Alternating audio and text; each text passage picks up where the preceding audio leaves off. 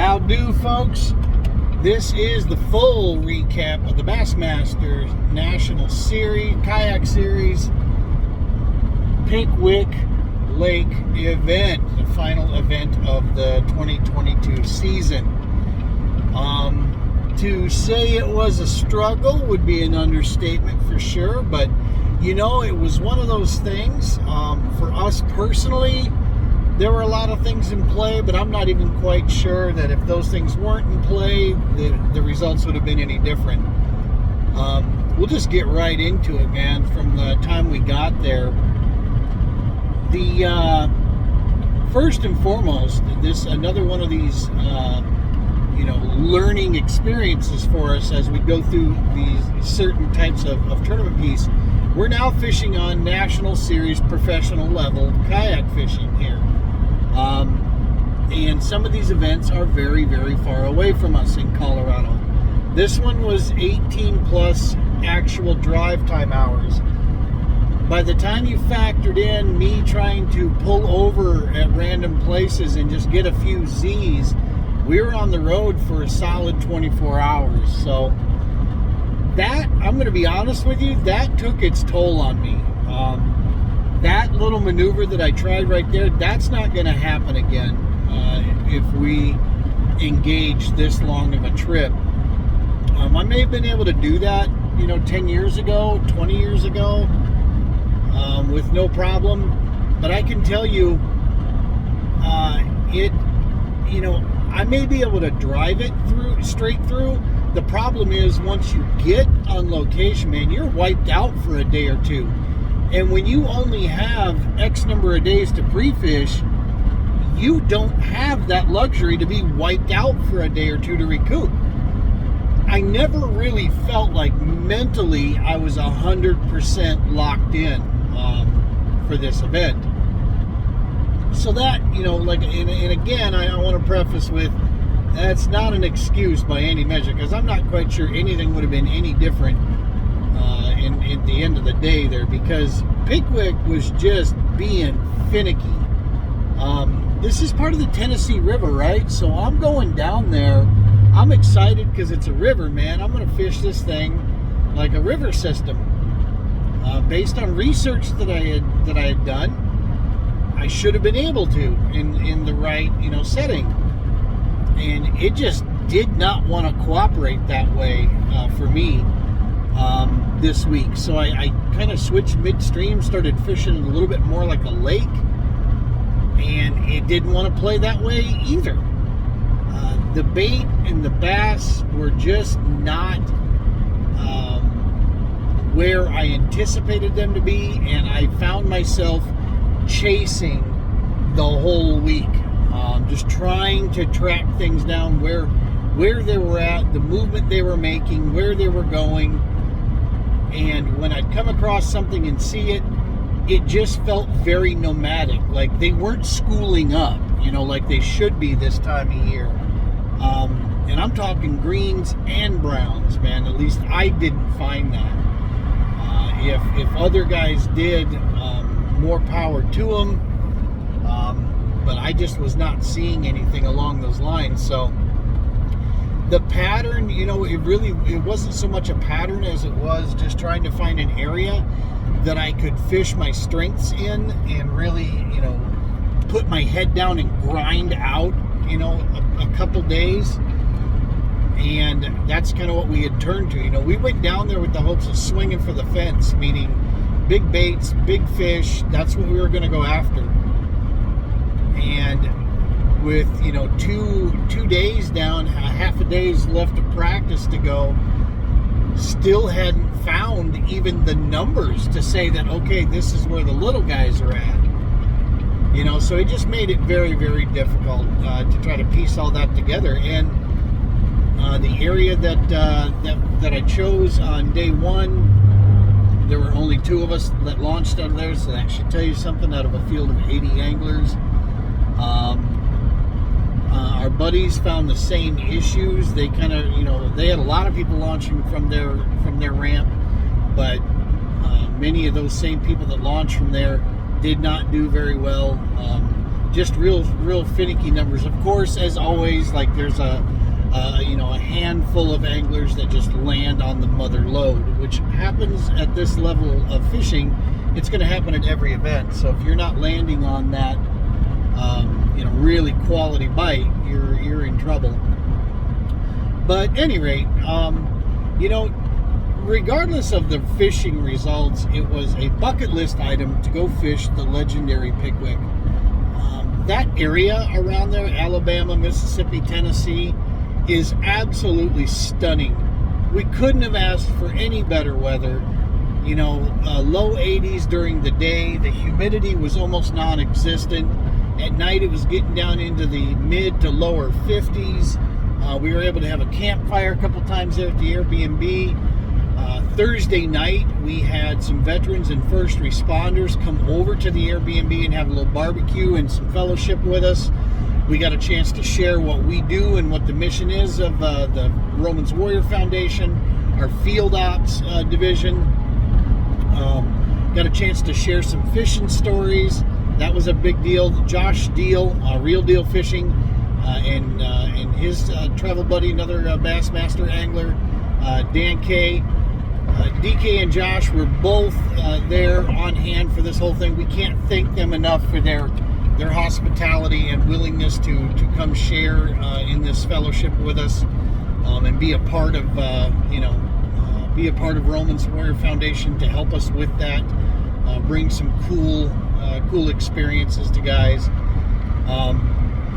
That's really what we're trying to lock in with here. We made some more contacts possibly for another nonprofit that we can work with in that area to expand a lot of our reach, and that's always a big deal. Anytime we can network and increase the resources that we have to work with warriors and different first responders that come to us or that we end up working with, that's always a big deal. So there's a lot of good that came out of the whole setup in that regard. So fishing results aside, it was a fantastic trip. We learned a few things. Got a chance to see other anglers at the highest level, see kind of their views on different ways they handle things, and that is going to be helpful for us moving into next season. So we're pretty sure that right now, the way our schedule is looking, it looks like we're All-American Kayak Series, which is a national professional series. We're going to be fishing that, and we're going to be doing one of our local clubs for sure, the Colorado Kayak Bassmasters. And we want to get in as many events as we can with the Colorado Kayak Fishing Club. I know I've been pretty harsh on the no motor setup here, but we're going to expand ourselves, and Lord knows my fat butt could use a little bit of workout here and there. So we may be looking at a different model of new canoe to make that happen. I'm not quite sure yet. But we're going to explore that. We're going to have ourselves a pedal-driven kayak that we can use to compete. So we'll have to just see how everything falls out. For us, on like I said, this recap here, what we found at Pickwick. If we get back to talking fishing here, so the one thing that seemed to be working was finding fish in grass. Grass was the name of the game, but it wasn't just any grass. It had to be a specific cleanliness of grass, because a lot of the Pickwick was down by 2-3 foot. We knew that already, and the other piece to this was a lot of the grass that was up towards the shoreline was either topped out or just loaded with silt and the junk, meaning there wasn't a lot of flow on it.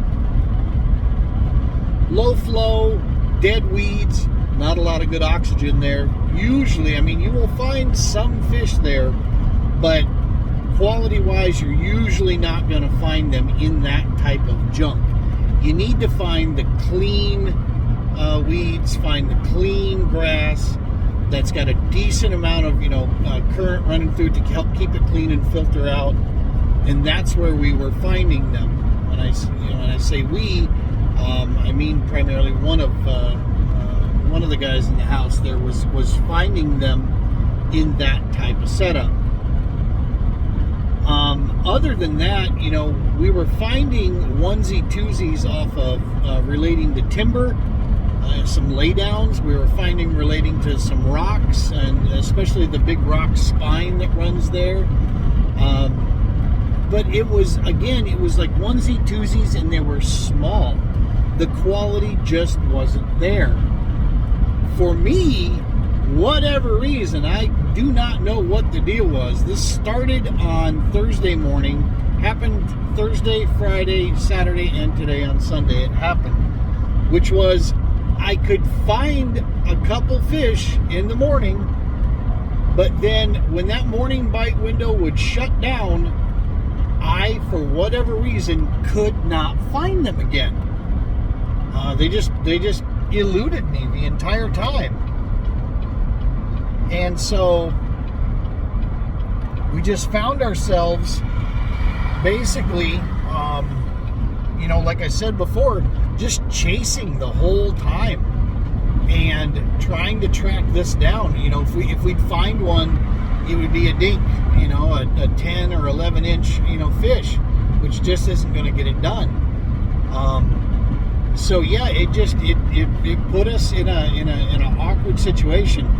We most certainly, threw all kinds of baits around.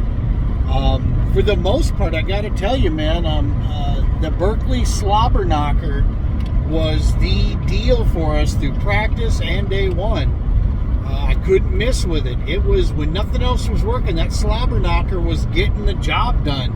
So I'm very impressed with that. I'm glad we bought a few of those and have those in our lineup. That's for those of you who don't know, the Slobber Knocker is the new bladed jig by Berkley. Kind of giving the Jackhammer and the Thunder Cricket a run for their money. And so I will say this, it's not more about which one is better. You will notice immediately a difference in how the Slobber Knocker comes through the water. And so what you'll find is that each of those baits has their own, given situation where they're going to excel. I will say this, the Slobber Knocker comes through weeds and grass really, really well. And you kind of wouldn't get that feeling. The nose of this thing feels kind of big when you're first, lacing it up. But not for nothing, when it gets out there and starts moving through, it comes through grass with very little problem. So I'm very, very pleased with that. That was pretty cool. And then today, what we got our two biggest fish on that we hit, which I really thought this bite was going to hold out. I was throwing a 5XD, man. We were just cranking her down, and I'd gone to a brand new location I'd never been to. Just wanted to see more of the lake, and it was phenomenal. That I love that kind of bite when you can get a crankbait bite going. We got a couple of fish within inside of a 10-15 minute window, and I thought, man, this is going to keep going. And we kept working, and again, same thing that had happened previously. That morning bite window shut off, and I was out there, fiddle farting around and couldn't find a dang fish after that. So, yeah. Those were the baits that primarily, helped us really get through our trailer that we're working on here, that we've been customizing, trying to, mess around with a few things. We've got a lot of work to do on it over the winter to get it just right, functionally, and then of course aesthetically, we want it to look well put together. So we got some work to do on that.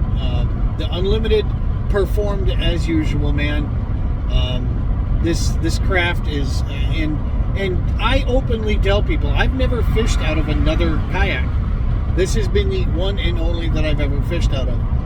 But I can tell you, there are so many things that I know only come with this, like my Fusion 360C.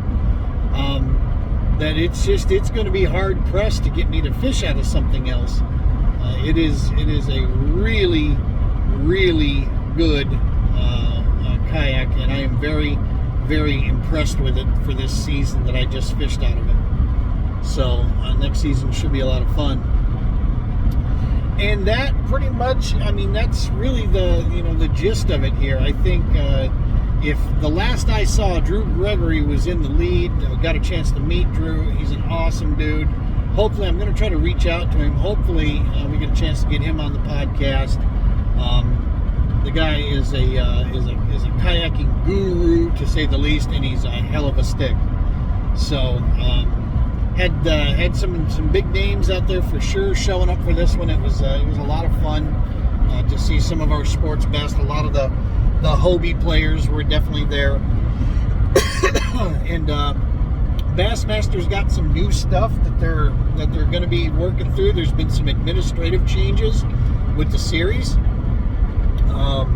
As far as personnel goes, they're going to try to make a few directional changes they want to make with this. And I know they're excited about the future. So hopefully they'll release their schedule soon, and we'll get a chance to see how it stacks up, with other areas, and what sort of commitment it would require from us for traveling.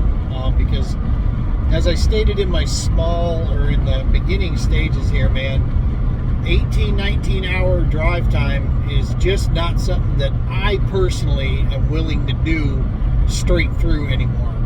So I have to add in additional travel lodging cost for making a trip, to an event like this, so that I can make sure that I show up fresh and ready to go, and mentally locked in. If we're going to spend that money and make that run, you want to make sure that you have a good showing for your sponsors, your support system, and yourself, of course, and that you want to make it worth your while. So, and and that's the advice I give everybody. Everybody's kind of different. You're going to learn these things about yourself.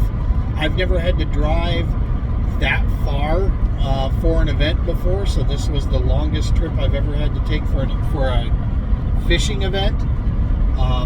And I can just, I already know, that's not going to work. We're not going to be able to pull those straight through, or try to just stay on the road the whole time and try to make it there, because it takes its toll a little too heavy. So, as far as business goes, what we have in the works, man, for the off season here, yes, there are some of us that have off season, meaning no tournaments going on at this time. And really, the name of the game for us right now is securing our 2023 season sponsors. We basically are actively seeking a couple sponsors to help us with our travel cost, the lodging and gas. That's it. Our whole purpose, to get out there is to continue to spread the mission. Brian and I are going to be talking here so that as we make our trip around the country, we're going to be trying to host these little events like I did, reach out to the local VFWs, the American Legions, you name it, and trying to really, create more fellowship and more network for the Romans Warrior Foundation, serve more veterans, more first responders, and just make connections out there. So each one of our trips, we're going to try to make sure we can involve that as well. So there is that piece. And of course, our success with the kayak side, all it does is increase our exposure for Romans, for the field ops division. It is a symbiotic relationship going there. So whoever does come on as a sponsor knows that they're not just sponsoring a kayak angler. They're also sponsoring us so that we can continue to do the work that we do outside of the angling itself. But nevertheless, the bigger the events, the more national the events we fish, just means the more coverage we're getting, the more people we're reaching out to, and that's at the end of the day, the big sponsorship pull, why someone should come on board with us to help us at some level. We have a ton of packages that make this as mom and pops can help out, all the way to corporate level sponsorship. So We're designing a new wrap involved. We'd like to be able to unveil that, but with that comes cost, so we're definitely going to need a title sponsor for that one. We'd like to put a new wrap. There's even going to be some discussion, some serious discussion about the possibility of a new vehicle. The old Bass buggy is an absolute diamond. I mean, this thing, I love this Chevy Silverado. I drive for eons, constantly. And, you know, I leave my truck with no back pain, no issues. This truck has been absolutely bulletproof for me the entire time. But truth be told, she is overkill right now. And with gas prices doing what they're doing, folks, I've been trying, you know, when I say I'm looking for sponsors to help with these things, we've been doing everything humanly possible to cut costs wherever, you know, we absolutely can. I sleep in the back of my truck. Keep in mind it's a 5'8" bed, therefore I had to get a little tent for the back that you lay the tailgate down. I slept in the back of my truck at this Airbnb because the Airbnb bedroom upstairs was pretty small, meant for more kids. And so, yeah, I slept in my truck this entire time to keep costs down. And, you know, we tried to put our schedule so that we're not wasting gas with these things. We try to be very conscious about this to keep these costs, you know, manageable. And so we're going to continue to do that. And so we are going to be discussing and looking at the possibility of a different vehicle that can tow the kayak trailer and also provide me with maybe more accommodations, if you will, for sleeping and such. A little bit easier to handle the hot weather, cold weather, you name it. So who knows, man? We'll be covering some of that stuff on the podcast. We'll have some updates and all that good stuff here. Appreciate you sticking with us here through this whole thing. On top of that, man, make sure to mash that subscribe button if you haven't already. Subscribe to our channel. That's a big deal. Share it with your friends. Get them to subscribe. And I'm going to put a little earworm out here right now. Every year, Shields of Johnstown, Colorado does a community giveaway. They have a pile of money and they give away large amounts of funding to local area nonprofit organizations. And they do this through a voting system. They get a nomination of these nonprofits, and then people go online and vote. And based on that feedback and that interaction, Shields will hand out. I'm going to be reaching out to any and every one of our subscribers, our followers, friends, connections, you name it. It's a simple go to a website and vote setup deal. It does not take much to do. And I'm telling you, folks, if the field ops could get this money, it would really open a lot of doors for us being able to create these networking opportunities for hosting more events. We'd love to get to the point where we could do a couple each month, even during tournament season, where I come back from tournament and we have an event basically on deck to host. That's what we'd like to be able to do. But that takes resources. Okay, it takes, you know, obviously there's travel and lodging to get these veterans and first responders to the location. There's equipment, there's permits, there's fees for camping, there's fees for fishing, and then of course there's, you know, our cost involved that we are, you know, trying to make sure that we don't add more cost to our budget, you know, or, you know, throughout the entire deal. So that's what those funds would help go to. And of course, keeping our kayaks and equipment in the best shape possible. We need to make sure that whatever equipment we're giving these guys to be able to use, that is good, safe, and current gear.